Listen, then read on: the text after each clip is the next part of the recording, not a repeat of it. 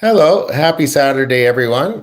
Today, my name is Greg Dixon. I'm here with Margo Arrowsmith, and she's the creator of your Perfect Retirement Living course. So today, we're going to talk a bit about Margo's background, why she's the perfect guide for you to make these decisions, and what you're going to get with this course, and why you need it. That's the most essential thing. So Exactly.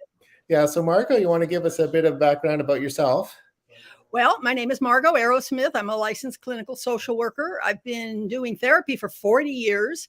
And for the last 5 years, I have been working mostly with a senior population.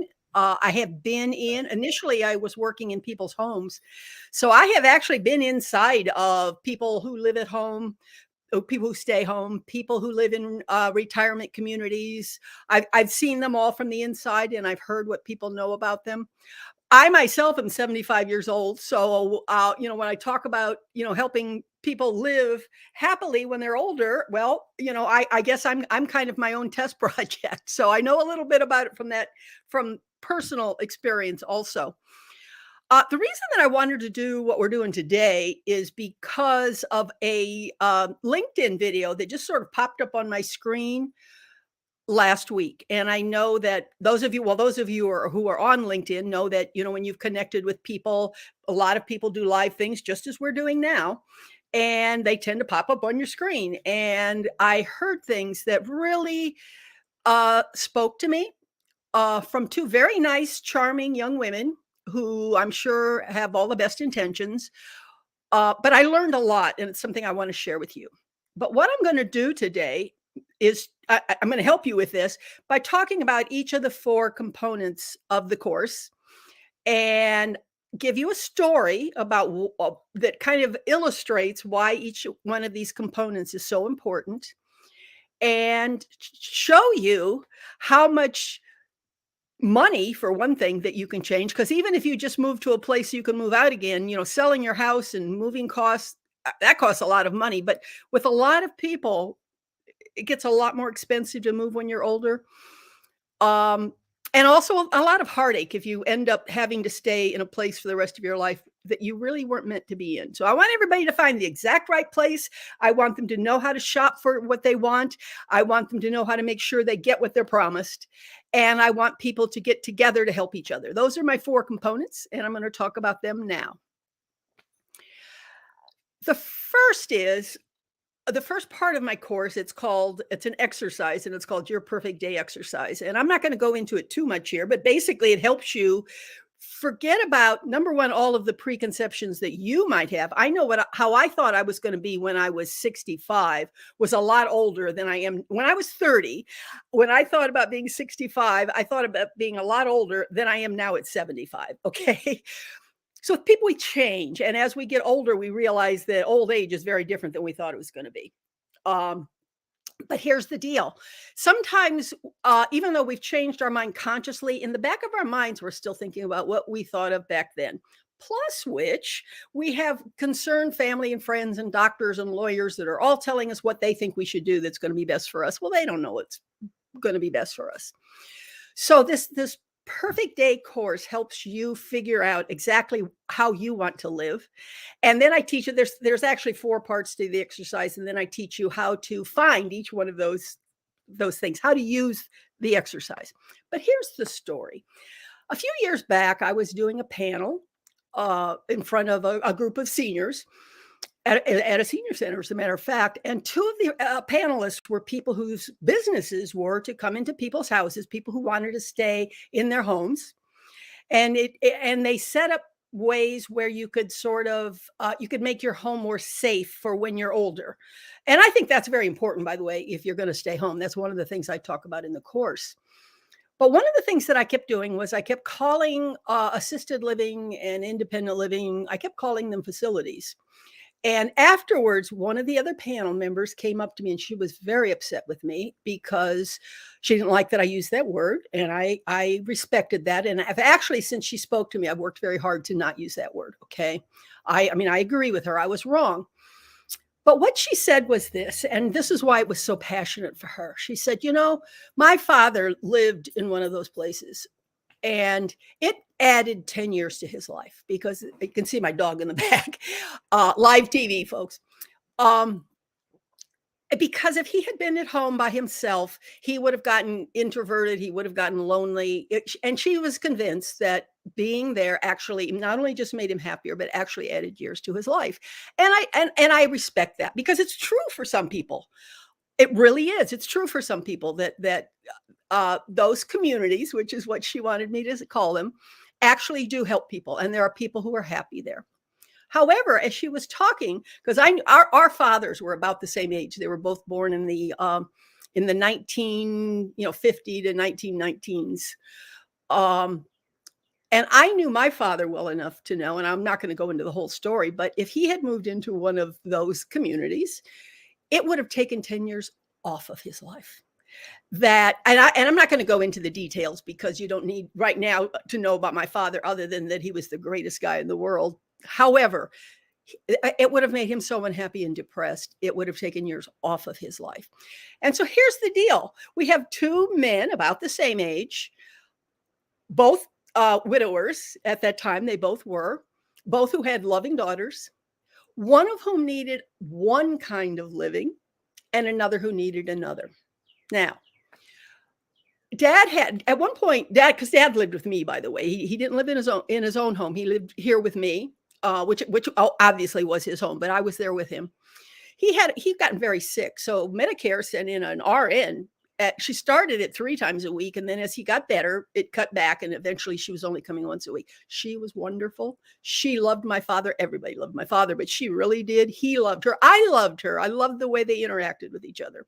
However, she was convinced that he would be better off in a community because and she would say to me, well, every time I come, he's so happy to see me. And I said to her, well, yes, of course he is. You're 45 years old.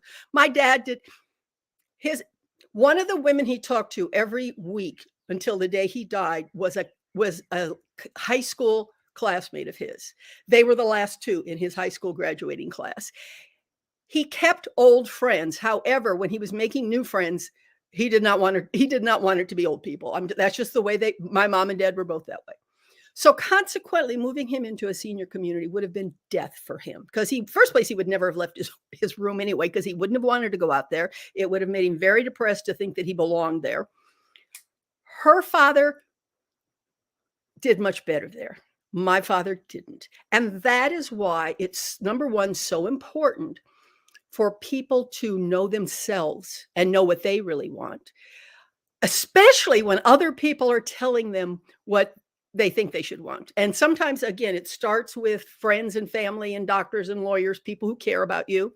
And of course, it ends with people who are selling to you. Which gets me to, now this is the video that I saw on LinkedIn the other day. It kind of popped up out of the blue. I was trying to figure out a way to record it, and I couldn't figure out how to do it because it was live, and I ended up eventually losing it because I'd messed around so much. But 2 specific things really stuck out for me. And one was, one of the women was someone who was selling a course teaching people how to do email marketing. And if any of you are in business, any entrepreneurs, you get a lot of businesses trying to sell you, we can teach you how to do your email marketing. It's a fine business to be in. It helps a lot of entrepreneurs. It's great. In this particular video, she was talking to someone who was a marketer for senior living. And I didn't hear enough to know exactly, like if it was independent living or CCRCs or even 55 plus housing. I wasn't sure what it was, but the main thing was, this is how you do an email campaign. And it's talked about same way you do any other email campaign. You start out, getting their interest, and then you find out as much as you can about the people so you know what to sell them. If any of you are in business, you've seen this. You also know how important it is, and you know that it works. Okay. Well, 2 of the hints that were given to this young woman, which just, wow, it just gobsmacked me. The first one was, and this goes very closely to the second part of the course. Number one, I want people to know, once you've decided how you want to live, the second part of my course talks about all of the different options that there are, from staying right where you are, in which case we talk about how you can make your home safer for when you're older, going into senior living, anywhere from 55 plus to CCRCs, to, and this is Greg's favorite, by the way, living on a cruise ship for the rest of your life. Greg lives in we'll be traveling a lot in an RV, which he calls his yacht, don't you, Greg? Which tells you how much the idea of being on the ocean appeals to Greg. But anyway, I was right about that, Greg, right? You have your well, we call it the land yacht. Land yacht, that's right. Thank you, Greg. But anyway, the point is, we talk about all the different things. And then once somebody's decided, well, this particular type of housing will fit into the way I want to live my life, or the way I and my spouse want to live our lives. So, okay. Well, here's the deal. When you decide what you want, and again, there's going to be, a lot of people telling you, where they think you should go. A lot of these people are going to be salespeople. All right. So here's what happened. First thing she said was that, well, through the email, you will learn a lot about these people. You will learn about their preferences, what kind of people they are.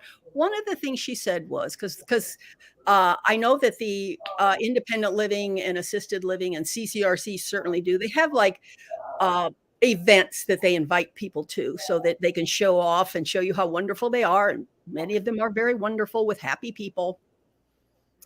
But here's what she said. Now, you got to know these people, she said. For instance, if someone is an introvert, you don't want to invite them to something where there's going to be a lot of people. You want to invite them to a tiny little event, or maybe just a one-on-one, which is great. Just 1 minute. However, what she's also advocating is that you give people the impression that when they move in, which is the ultimate goal, that when they move in, they will be able to live that introverted life and it won't bother them at all. Yes. They work hard to keep them away from the knowledge that if you live here, you're going to be living in a place surrounded in one building, usually by 500 other people. And that you can, if you want, you can stay in your apartment and never see them. But who wants to do that anyway? Some people do. I never want to tell people what they should want. But that when you go to meals, which many of these places require that you actually go to the dining room for the meals, you're going to be in a dining room with 500 people.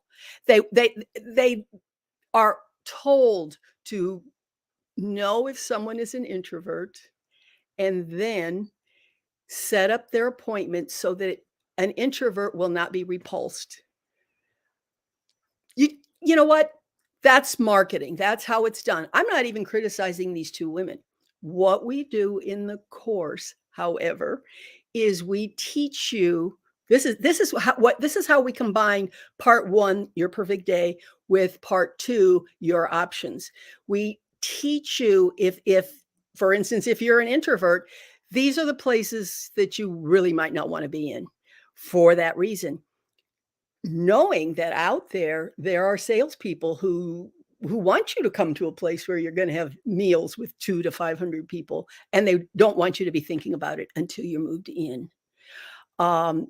It's done. Again, I'm sure these were two nice, lovely, decent women. But in the course, we teach you how this is done and how to look at that. The other thing that she said, which we also deal with in the course, because this is part 3 now.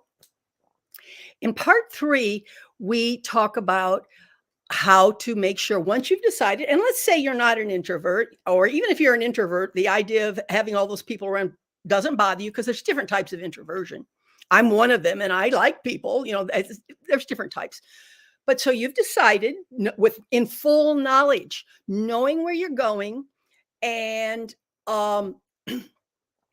knowing what it is that you want. You have decided, for instance, I want an independent living, or I want a CCRC that will,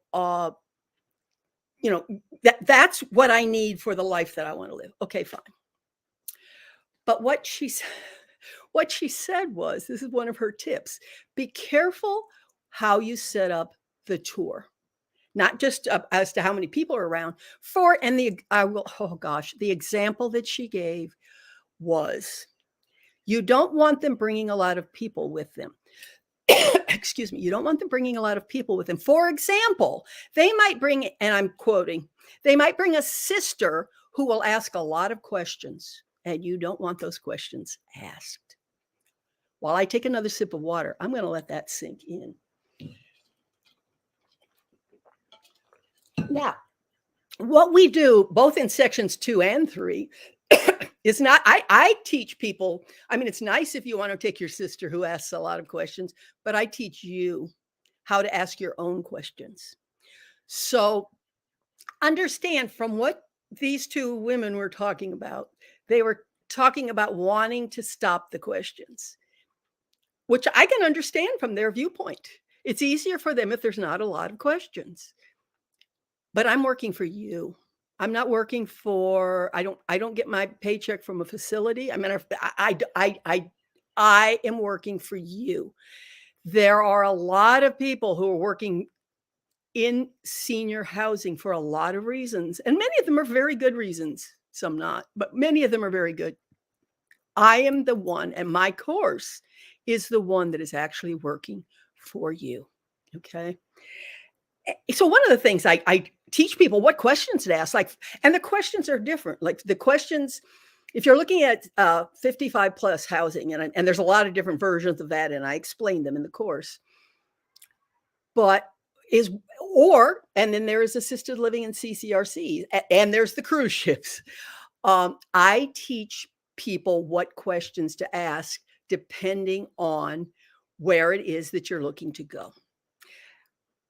And I kind of knew that this was the case, but after seeing that video, it just really hit me how casually they talked about not wanting people to ask questions. And their way of doing that, of course, is to, well, make sure they don't bring people with them.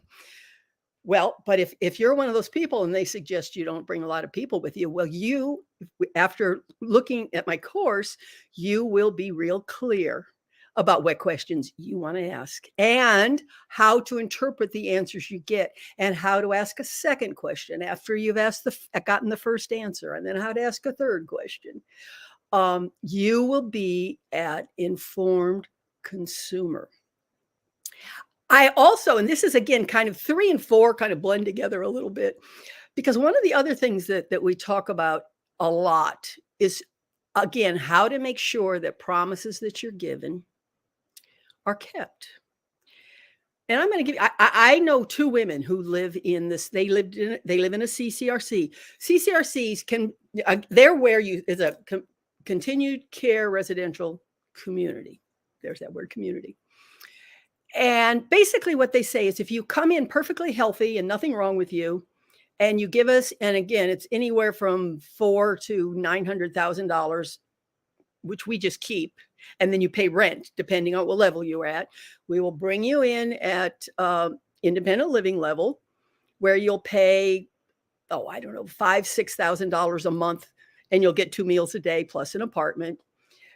When you start to, and they assume that they kind of convince people, just assume that you will get worse. Not everybody does, by the way, folks. But anyway, that when you go to assisted living, then the price of the apartment doubles, but you get 3 meals a day, a few more amenities, not many, I want to tell you, and on upward till the end. If you're like, really can't do anything for yourself, they will promise to keep you.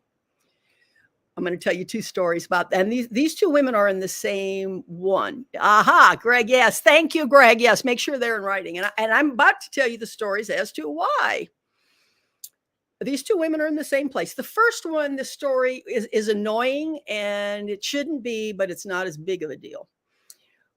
This one woman these women are both in their 80s, but this woman, she's a widow. She's a vegetarian. So before she moved in, she said, I'm a vegetarian. I do not eat. She might even be a vegan, but I know for sure she's a vegetarian. And they're like, of course. we can feed you beautifully as a vegetarian. So she's okay. Well, she's there for about a year. And suddenly she got called down to the office, to the manager's office. Well, the problem was that they have noticed, and there were complaints from, I don't even know who the complaints were coming from. It might have been other residents. It might have been the staff. I don't know. But the complaints were that she was eating too much fresh fruit for breakfast. Now, again, she didn't just walk in off the street. She was very clear before she got there. I'm a vegetarian. This is how I eat. Well, they just didn't like it. I don't even know why. I would think that, fresh fruit would be less expensive than bacon. But then again, they probably don't give them much bacon either. But all right. Well, she said, no, I pay a lot of money to be here. You have a lot of my money. I'm going to eat all the fruit I want to eat. So what they did for the entire community, excuse me, and I do apologize because I do need to be more respectful there. For the entire community, they changed the eating system. They put everybody on points. So the first of every month, you get a certain amount of fruit points and a certain amount of meat points for everything, which at the very least was inconvenient for everybody. I mean, who wants to spend the rest of their life counting points every time you eat? It's like not very good. But for her, I mean, it was done for her because she refused to stop eating so much fruit. Now, if she had, as Greg put up there a little bit ago, if she had it in writing, I want to eat 6 pieces of fresh fruit every morning, and had it in writing. But one of the things we teach you in the course is to everything that's important to you like that, get it in writing. Get it in writing. Okay. Second story, and these 2 women are friends, which is how I know both of them. She and her husband, and they had stashed away a fairly good, they had almost $2 million. They'd stashed away a fair amount of money, and they were in their early 70s, and they were feeling, pretty confident. Well, they got something in the mail from one of the big CCRCs in our area, and one of the nice ones. There's nothing especially wrong with the place, except that they now complain if you eat too much fruit for breakfast. But other than that, nice place. But what happened was her husband suddenly had this very bad rush of bleeding, and it had something to do with his intestines and bleeding, and it was a very rare and very serious thing that happened.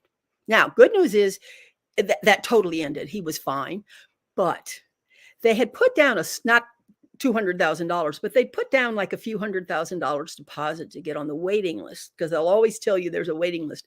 Whether there is or not, they'll tell you there's a waiting list. So they'd put down the money. Well, they were so frightened by this, and that's understandable, that they immediately went and they said, you know what, we better move in there, because who knows what, even after he was well, because who knows what's going to happen now.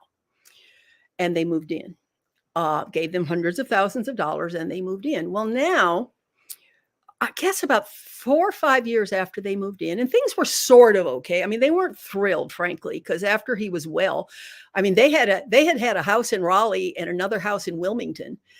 So they were in the city part of the year, and then at the beach part of the year. They were extremely happy. But they were like, you know what? We better not take any chances. We better move in now, because they said, well, hey, we got a place for you. So they moved in. So about 3-4 years later, her husband started to develop, totally unrelated to the first problem, signs of symptoms of dementia, which have kind of transversed into Alzheimer's, which is, by the way, different. It's different. But what is happening now is, and he's getting worse, and that's one of the reasons I'm working with her, is I'm kind of helping her cope and helping her strategize about how to deal with him.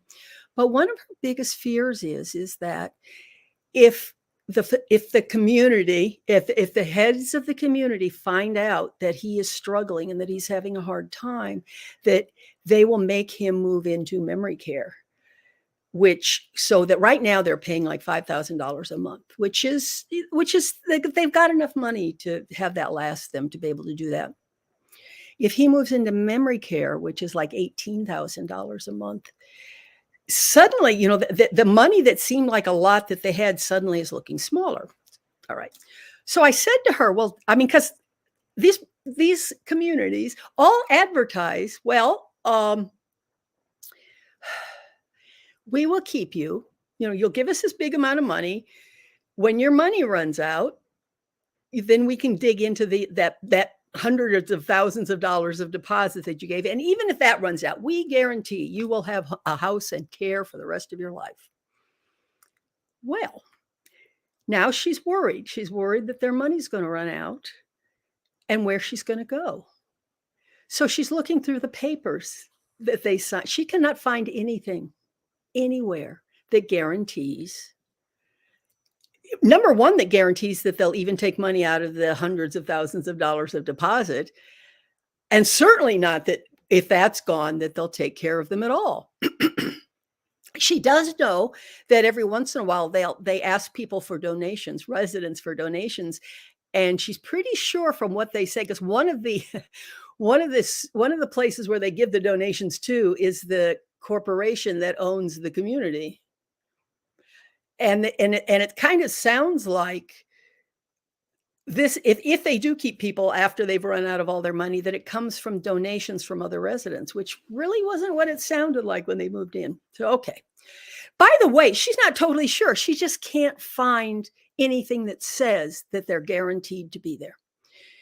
And it may be that they are, but she can't find it. So number one, if they aren't, she needed to have had that before they moved in. And number two, even if they are, if you have it in writing, then she could rest assured and not worry about what's going to happen when all of our money's gone.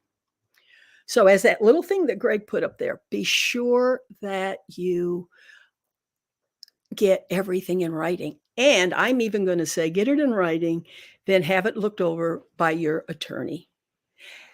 That includes if you decide that you want to stay in the house you've lived in for the last 50 years and you're hiring a company to come in and fit the place with, safe showers and things to grab a hold of and all of that. Even those people, get everything that people promise you in writing. You do not want to find out later. Greg, do you have something? Yeah, no, absolutely. That's, that is the thing. Yeah. Make sure you have all the information in writing, and we'll put up this sign here. This basically, there are a lot of decisions, a lot of things that you need to consider, and Margo's course really does take you through all the things that you need to consider in order to make the right decisions for you. And you can find out more at yourperfectretirementliving.com, and there's a lot more information there, and you can maybe make an appointment to talk to Margo too. She's available on LinkedIn, almost everywhere you might be. Well, at LinkedIn, and you can also go on Facebook. There's a page called Age Out Loud, and that is also. Mm-hmm. Yeah. Okay. So there's lots of places, and really it can be a very, as Margo was saying, it can be expensive if you don't make the right decision. And it also, one choice may be good for you is for somebody else, might be perfect for somebody else and a disaster for you. Exactly. And here's this is the one place, frankly, that is looking out for you and wanting you to have what's best. Other people, and it's not that they want to do you harm, but they don't know they know what they need to sell you, or they know what somebody has told them. And there are also, by the way, there are other places where you can get help. There's something called senior case managers, and they can help you, by the way. For instance, if you know exactly where you want to go, they can help you. But if you're not sure that that's the best place for you, they're not going to put you through the exercises that I put you through to find out exactly where you should be. Plus, which around here, senior case managers cost $250 an hour. My course is $149, period. Yeah. And even if you still want one to help you, the more you know when you go to a senior case manager, the fewer hours you'll have to pay for. So even there, this can save you so much money and so much heartache. Yeah. So we're going to do another broadcast next Saturday. I have people waiting in the car for me to finish, so I have to go. So because we're doing some traveling. Bonnie's heading to Los Angeles from Vancouver today, and so we're trying to get a few things done before we head off. But go to yourperfectretirementliving.com and learn a bit more about it. And really, if you're trying to work this out for yourself or one of your loved ones, it's a really good investment to understand what your options. So knowledge is power. So exactly, knowledge is power, and having someone that's just on your side, has no other motives, is very powerful. Very powerful. So we'll continue the conversation next week. And thank you very much, Margo, for joining us on the subject. Okay, will do. Thank you. Bye-bye. Bye. There she is.